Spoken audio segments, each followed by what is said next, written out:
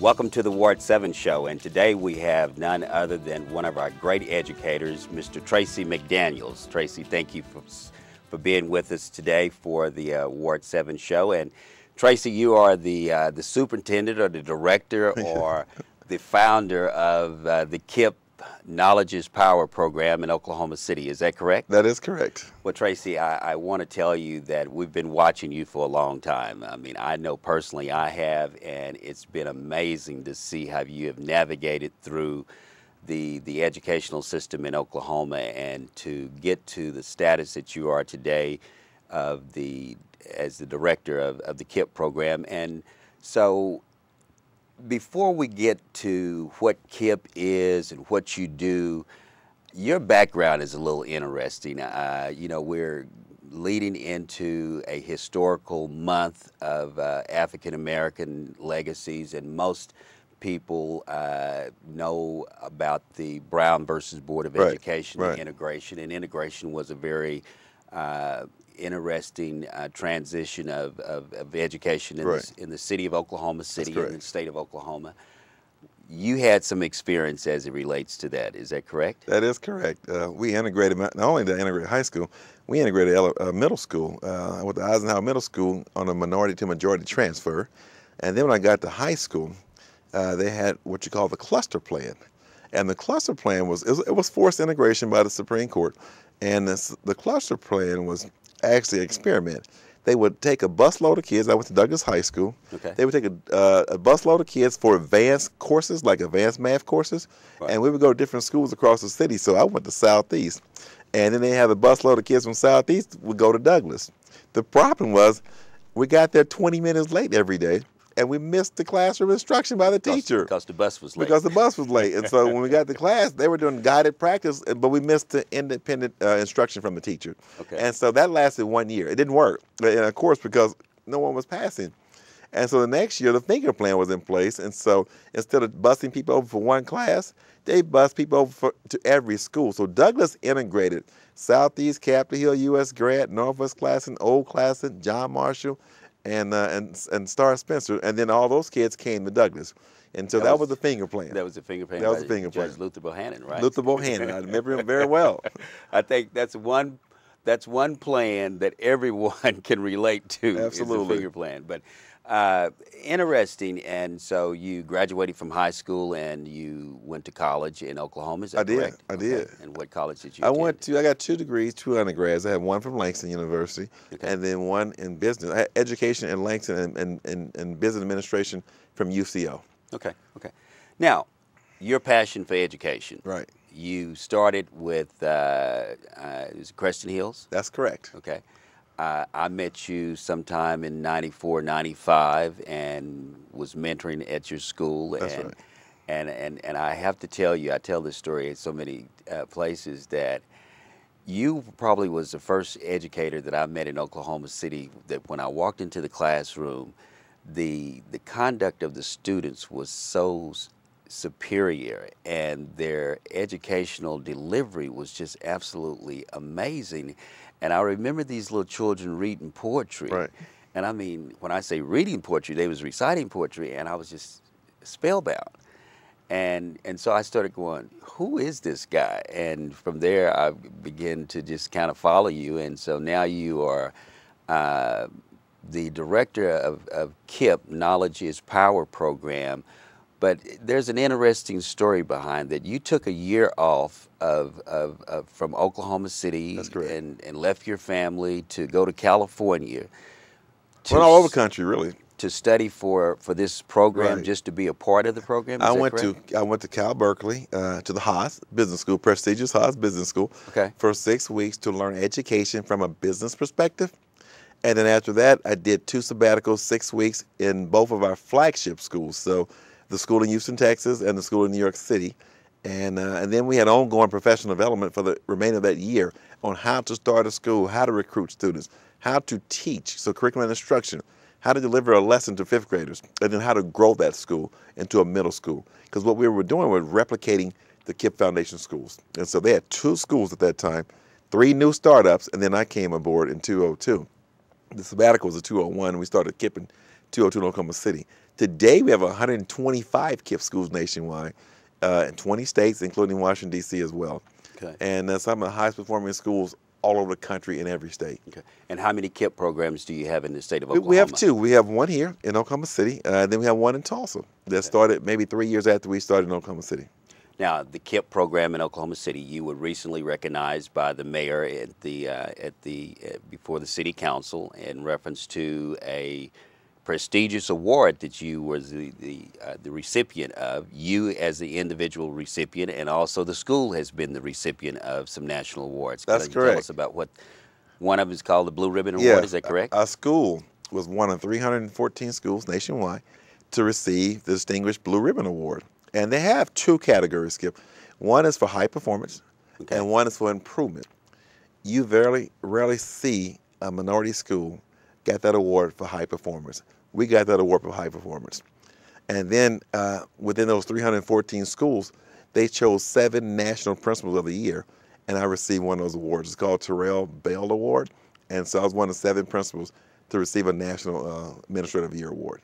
7 principals Out of the 314. out of 314 principals. Yes. And all 7 of those individuals was recognized by the White House. Is So that correct? by the Department the Education Secretary, Arnie Duncan. Okay. That was his baby, the U.S. Department of Education. And so they recognize schools every year, Blue Ribbon schools, and they recognize 7 outstanding principals every year.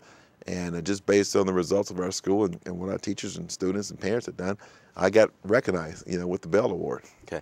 Now you also have been recognized by the Parent-Child magazine Yes, for this a year- national award also. This year wasn't an award, but this year we were featured Okay. in the September issue of Parent and Child magazine, and they chose 25 coolest schools in America, and they said KIPP Reach is one of the 25 coolest schools in America.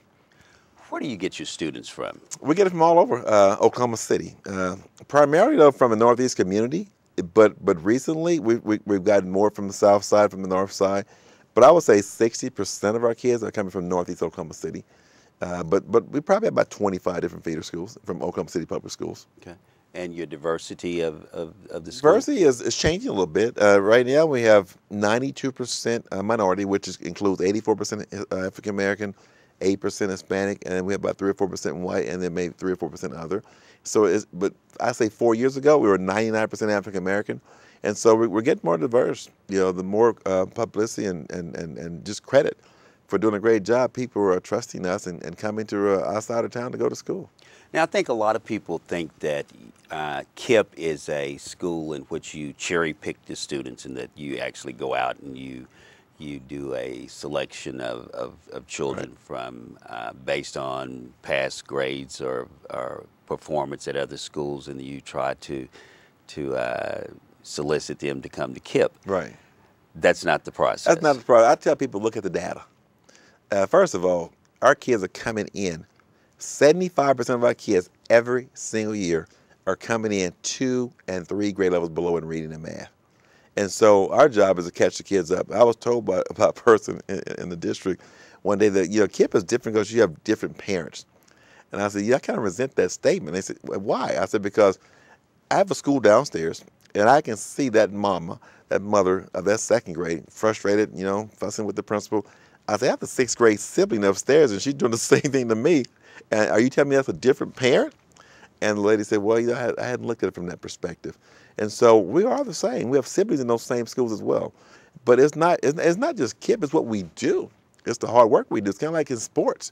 You can have great players, but you change the coach, change the philosophy, give them a winning attitude, a winning game plan, you will see success. And that's what KIPP is doing. Okay. Well, you have the same children from the same demographic and the same geographical area. Right. Some of them have the similar backgrounds of the other schools in the Northeast quadrant of Oklahoma City. Oh, absolutely. We get students every year. Skip they have never passed a state test. I had a kid last year just graduated from a boarding school, and before we got her, she had never passed a state test. When she left KIPP in 8th grade, she made a perfect score on her state exam. And so we have the same kids, but it's we have a longer school day, more time for reading, more time for math. So we have a double block of math and reading every day. So you do that for 4 years. You have a great teacher in front of them. You do 2 hours of homework every night. You will see success. Okay. Well, when you look at the performance of KIPP, you all have excelled every year, and you are to the point now you should have a graduating class from college. Is that correct? No, our first group, the 202 fifth graders, they're juniors in college now. Okay. And this is KIPP nationwide. The majority of our students probably stay within 100 miles or 150 miles radius between the schools. So most of our kids in Oklahoma are going to college. I probably have 35 students at UCO right now. And we have some in Langston and all over. But I have one student attending Princeton University. And she's doing quite well as well, about 3.5 GPA. Okay. And so we're all over the country, but for the most part, they're here in Oklahoma. Are you working with the traditional schools? You would think that, you know, with your success, and especially in the area where you have anchored the program and where you get your students from, are you working with, is there an outreach effort to the traditional schools to try to look at some of the benchmarks that you use or the KIPP program has been successful with to show other schools how they could model some of their programs? Well, we do want to share. We're not right now, but we do, that's our desire, is to do maybe a pilot program with Oklahoma City Public School. That's our desire to actually help them and the KIPP Foundation as well. They got a national grant last year, and the cities that the KIPP schools are in, they actually are trying to partner with the district. So they offered Oklahoma City offered to send 2 administrators to some KIPP training. And so the superintendent, Carl Springer, he said he wanted to do that. Right. And so I was pleased to hear that, and pending board approval, and it's at no cost to the district. So KIPP is reaching out nationally, but we want to reach out locally as well. We do a lot of work with Putnam City schools, and I would like to do more with the community where I am as well. Okay. Well, I want to tell you that I know a lot of parents whose children have been part of the KIPP program, and some still are part of the KIPP program. And everybody I have talked to has given nothing but great praise to the teachers, the board. I know several members that serve on your board. Judge Buchanan is a very dear friend of mine, and one day he just grabbed me and he said, "You need to come over to KIPP." So I just want you to know that it is a delight to have someone that has the passion for education that you have to be a part of our community and a part of our overall educational program. And for all the students that you have at the school and the hard work that they do, and the parents, you know, you all are to be commended, you know, by our city, and which you have been recognized by the mayor. And so I want to thank you for being a part of the Ward 7 show. And if there's anything that we can do from our position, our door is open to you. Well, I want to thank you for one, and then thank the founders of KIPP, Mike Feinberg and Dave Levin.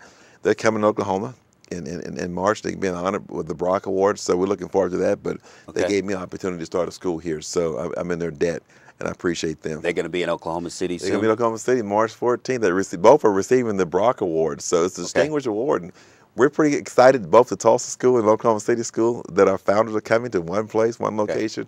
We'll put us on the invite list. We certainly will. Okay, all right. This has been the Ward 7 show, and with Mr. Tracy McDaniel, the director of the Knowledge is Power program in Oklahoma City, and we want to thank you.